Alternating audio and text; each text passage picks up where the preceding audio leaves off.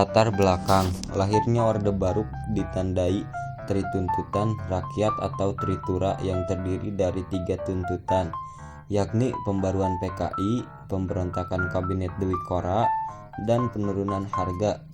Akan tetapi Presiden Soekarno bertolak belakang dengan aksi-aksi mereka hingga terjadi peristiwa G30 SPKI yang membuat rakyat Indonesia menurunnya kepercayaan terhadap pemerintahan Soekarno.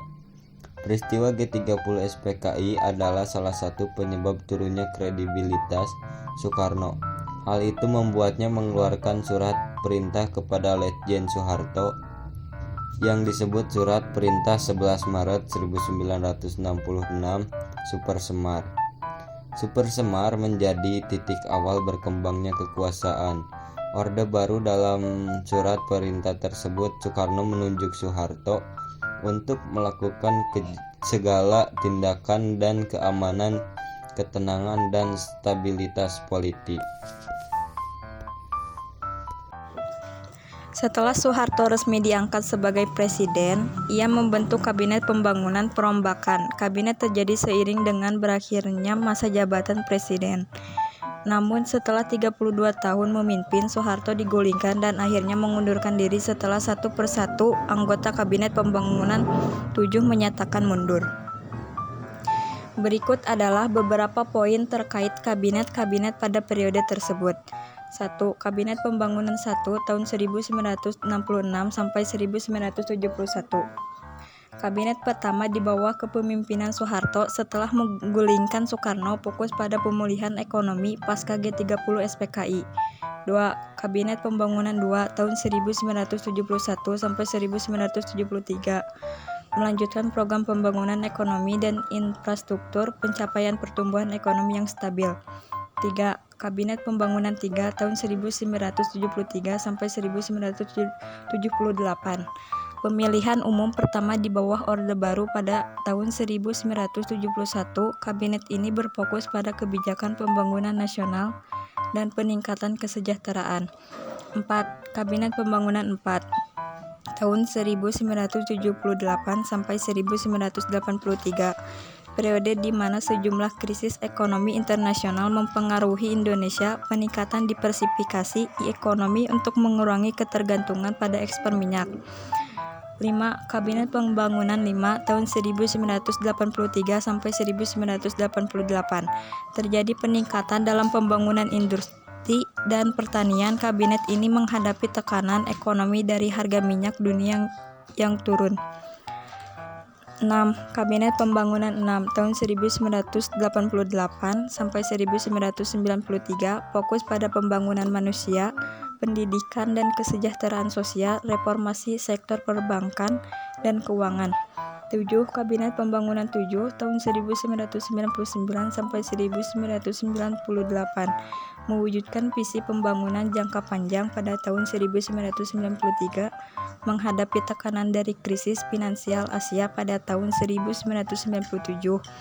8. Kabinet Pembangunan 8 tahun 1998 Soeharto membentuk kabinet baru sebagai upaya merespon tekanan reformasi yang semakin besar. Dibentuknya Kabinet Pembangunan 8 tidak dapat mengatasi demonstrasi dan proses massa yang menyebabkan pengunduran diri Soeharto pada Mei tahun 1998. Kebijakan politik yang ke-1, membubarkan Partai Komunis Indonesia PKI dan organisasi-organisasi pendukungnya serta melakukan pembersihan terhadap anggota dan simpatisan PKI yang dituduh terlibat dalam peristiwa G30 SPKI. Pembersihan ini berakibat pada pembunuhan massal yang menewaskan ratusan ribu orang. Yang kedua, menyelenggarakan pemilu dalam batas waktu yang sudah ditetapkan, yaitu pada tanggal 5 Juli 1968. Pemilu ini diikuti oleh 10 partai politik, namun hanya 3 partai yang mendapat kursi di parlemen, yaitu Golkar, PNI, dan NU. Pemilu ini juga dianggap tidak demokratis karena adanya manipulasi dan intimidasi terhadap pemilih. Yang ketiga, melakukan politik luar negeri bebas aktif untuk kepentingan nasional. Orde Baru berusaha menjalin hubungan baik dengan negara-negara barat maupun timur. serta mengambil peran aktif dalam organisasi-organisasi internasional seperti ASEAN, OKI, Gerakan Non-Blok, dan PBB. Yang keempat, melanjutkan perjuangan anti penjajahan dan kolonialisme dalam segala bentuk. Orde Baru mendukung perjuangan rakyat Vietnam, Kamboja, Laos, Palestina, Afrika Selatan, dan lain-lain yang menghadapi penjajahan atau apartheid. Orde Baru juga melakukan integrasi terhadap Papua Barat melalui PPRA tahun 1969 yang kontroversial. Kebijakan ekonomi. 1. Membentuk tim ekonomi muda atau CEM yang terdiri dari para ahli ekonomi lulusan Amerika Serikat. Tim berperan dalam merumuskan kebijakan-kebijakan ekonomi makro dan mikro yang berorientasi pada pasar bebas dan liberalisasi perdagangan. 2. Menerapkan program stabilitas moneter dengan bantuan Dana Moneter Internasional atau IMF dan Bank Dunia.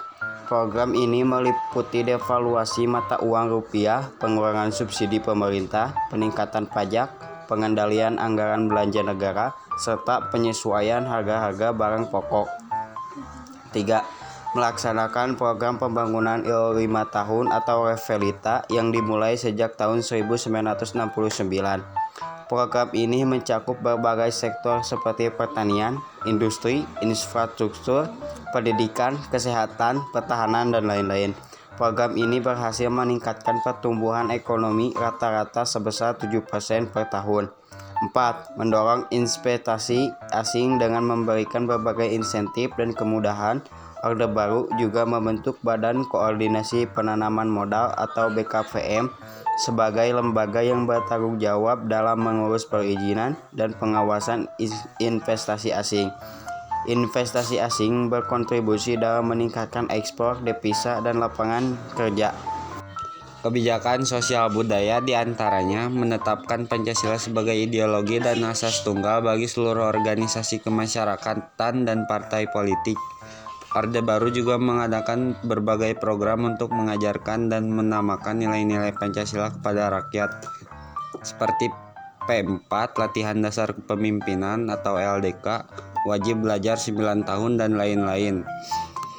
Membangun transmigrasi sebagai program untuk meratakan penduduk dan pembangunan di seluruh wilayah Indonesia.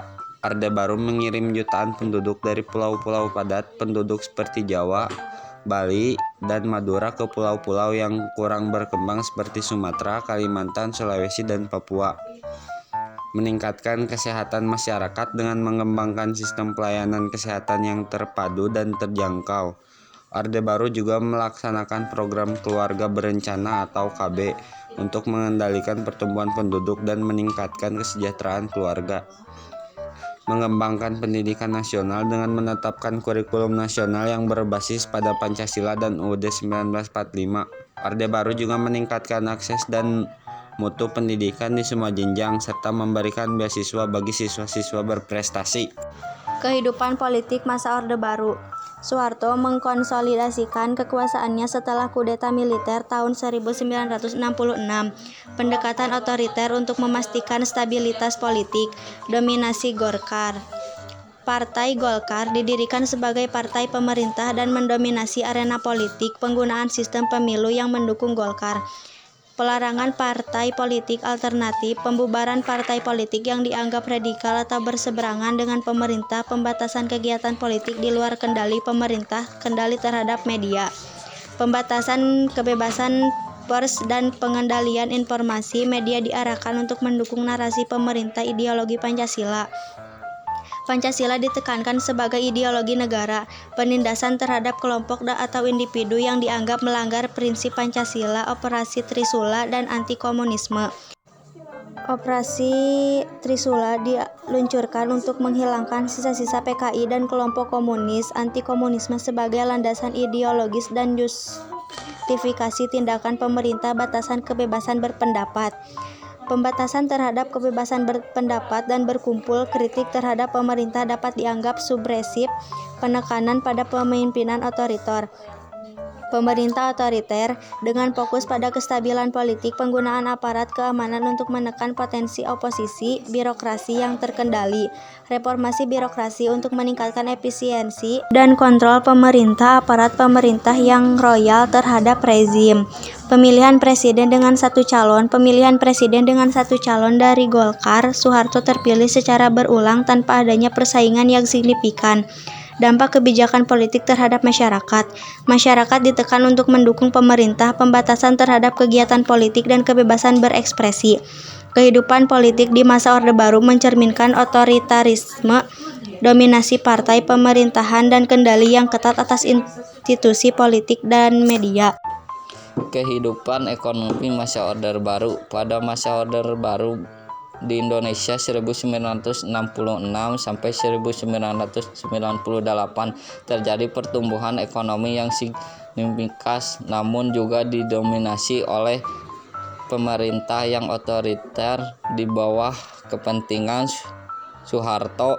Kebijakan ekonomi yang dipimpin Tasi seperti pembangunan 5 tahun dan pekan berhasil meningkatkan pertumbuhan ekonomi, tetapi seringkali disertai dengan korupsi dan ketidaktaraan distribusi kekayaan.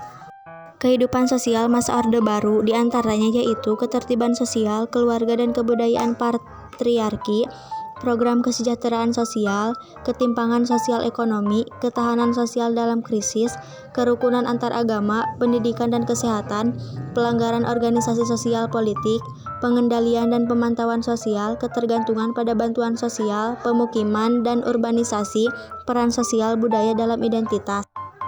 Kehidupan budaya masa Orde Baru. Seni dan kebudayaan yang terkontrol. Pemerintahan Orde Baru mengendalikan seni dan kebudayaan untuk mendukung narasi politik. Seniman dan kebudayawan diharapkan mendukung ideologi pemerintahan. Ideologi Pancasila sebagai panduan. Seni dan budaya dipandu oleh prinsip-prinsip Pancasila sebagai ideologi negara. Penekanan pada nilai-nilai kebangsaan dan patriotisme.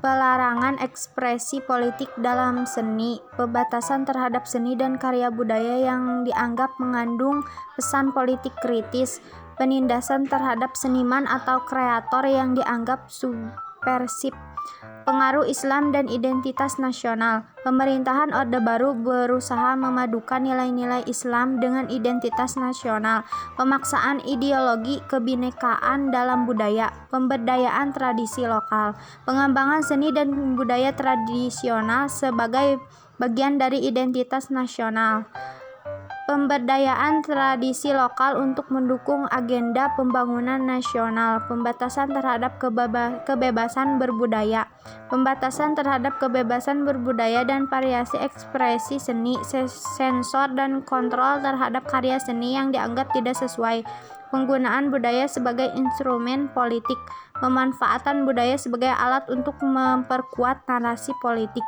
penekanan pada nilai-nilai yang sesuai dengan visi pemerintahan, program kebudayaan untuk masyarakat, program-program pemerintahan untuk melestarikan dan mengembangkan kebudayaan, pemberian dukungan dan penghargaan kepada seniman yang mendukung pemerintahan, pendidikan budaya nasional untuk memperkuat identitas nasional, penekanan pada kurikulum yang sesuai dengan nilai-nilai Pancasila, media dan kontrol kebudayaan, pengendalian media sebagai sarana untuk membentuk persepsi kebudayaan, peran media dalam menyampaikan narasi kebudayaan yang mendukung pemerintahan seni tradisional, postmodern, penciptaan seni yang mencerminkan kearifan lokal dan tradisional, tantangan bagi seniman untuk mengekspresikan diri dalam batasan ideologi resmi, pengaruh globalisasi terhadap budaya lokal. Tantangan dari arus globalisasi terhadap kelestarian budaya lokal, upaya untuk menjaga keseimbangan antara modernitas dan tradisi. Poin-poin tersebut mencerminkan bagaimana kehidupan budaya di masa Orde Baru dipengaruhi oleh kontrol pemerintah terhadap seni budaya tradisional dan untuk membangun identitas nasional yang sesuai dengan visi pemerintahan. Berakhirnya sistem pemerintahan Orde Baru Indonesia pada tahun 1998 melibatkan beberapa faktor dan peristiwa penting. Krisis ekonomi dan protes massa. Krisis finansial Asia pada tahun 1997 menyebabkan gejolak ekonomi di Indonesia. Protes massa yang melibatkan berbagai kelompok masyarakat menentang kebijakan ekonomi dan korupsi. Mundurnya Soeharto. Pada 21 Mei 1998, Soeharto menyatakan pengunduran dirinya dari jabatan presiden setelah tekanan massa dan turunan reformasi yang semakin besar. Wasekjen DPP Golkar, Baharudin Yusuf Habibie, kemudian dilantik sebagai presiden ketiga di Indonesia. Reformasi politik dan demokrasi. Pasca pengunduran Soeharto, masyarakat Indonesia mengalami periode reformasi politik, perubahan dalam sistem politik dan peran masyarakat sipil. Pembubaran Golkar sebagai partai tunggal. Golkar kehilangan statusnya sebagai partai tunggal pada tahun 1999. Pembubaran sistem partai tunggal memungkinkan munculnya berbagai partai politik baru. Pemilihan umum bebas dan adil. Pemilihan umum multiparti pertama pada 1999. Pemilihan umum yang lebih demokratis dan partisipatif. Reformasi birokrasi. Upaya untuk melakukan reformasi birokrasi, pembentukan KPK, Komisi Pemberantasan Korupsi sebagai salah satu langkah reformasi. Pemberlakuan otonomi daerah. Pemberlakuan kebijakan otonomi daerah untuk memberikan wewenang lebih besar kepada pemerintah daerah. Peningkatan partisipasi masyarakat dalam pengambilan keputusan lokal. Pengadilan Hak Asasi Manusia Internasional. Adanya tekanan internasional dan tuntutan hak asasi manusia terhadap pemerintahan Indonesia ADHOC untuk mengadili kasus-kasus pelanggaran HAM di masa lalu. Pemulihan hubungan dengan Timor Leste. Setelah jatuhnya rejim Orde Baru, Timor Leste memperoleh kemerdekaan setelah mengadakan referendum pada tahun 1999. Normalisasi hubungan antara Indonesia dan Timor Leste setelah peralihan kekuasaan. Munculnya partai-partai baru. Munculnya partai-partai baru yang mempresentasikan berbagai kelompok masyarakat dan aspirasi politik. Perkembangan sistem politik multiparti. Poin-poin tersebut mencerminkan transisi penting menuju berakhirnya Orde Baru dan munculnya era reformasi di Indonesia yang ditandai oleh perubahan politik, ekonomi, dan sosial.